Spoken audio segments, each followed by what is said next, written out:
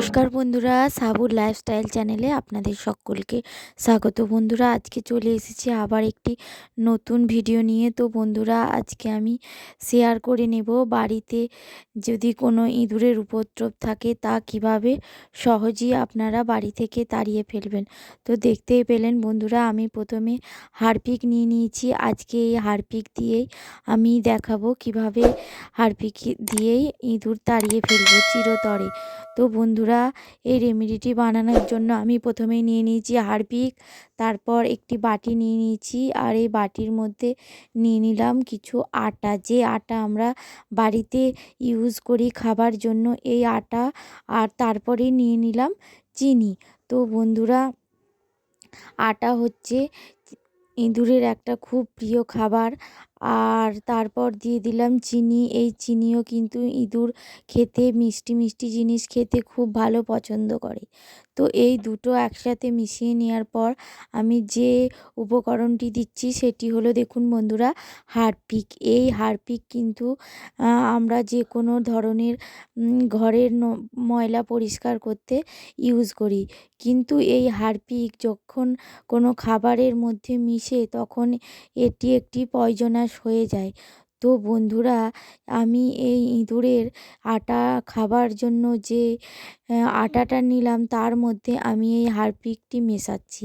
এর ফলে এটি ইঁদুরের শরীরে যদি কোনোভাবে একবার প্রবেশ করে তাহলে ইঁদুরের শরীরে এক ধরনের বিষক্রিয়া ঘটতে শুরু করে। এর ফলে ইঁদুর মারা না গেলেও বাড়ি থেকে একদম নিমেষের মধ্যে বেরিয়ে যাবে, আর সেই বাড়িতে ঢুকতে একদম সাহস পাবে না।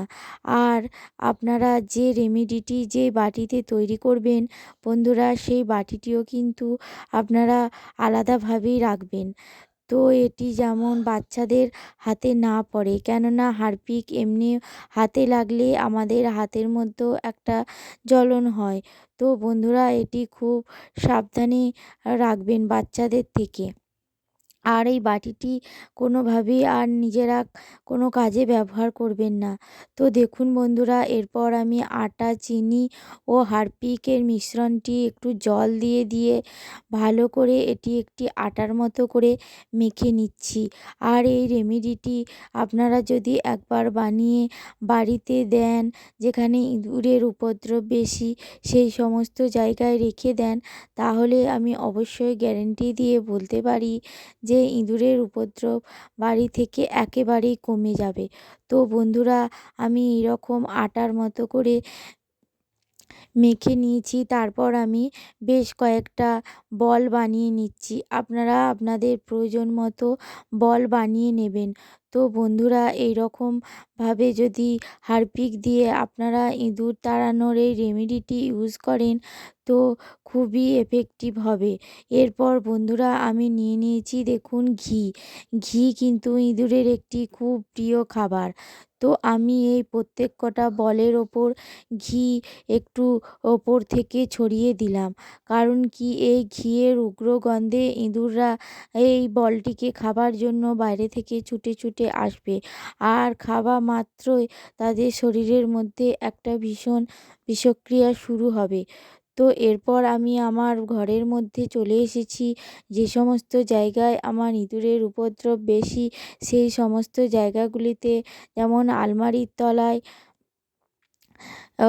দুটি আলমারির তলায় আমি এই বলগুলিকে একটা একটা করে রেখে দিচ্ছি। আপনারা আপনাদের যেখানে ইঁদুরের উপদ্রব বেশি সেই জায়গাগুলিতে দিয়ে রাখতে পারবেন। আর অবশ্যই বন্ধুরা, ভিডিওটি শেষ পর্যন্ত দেখেছেন এবং যদি ভিডিওটি ভালো লাগে অবশ্যই একটি লাইক কমেন্ট করে যাবেন, আর চ্যানেলটিকে সাবস্ক্রাইব করে পাশে থাকবেন। অসংখ্য ধন্যবাদ।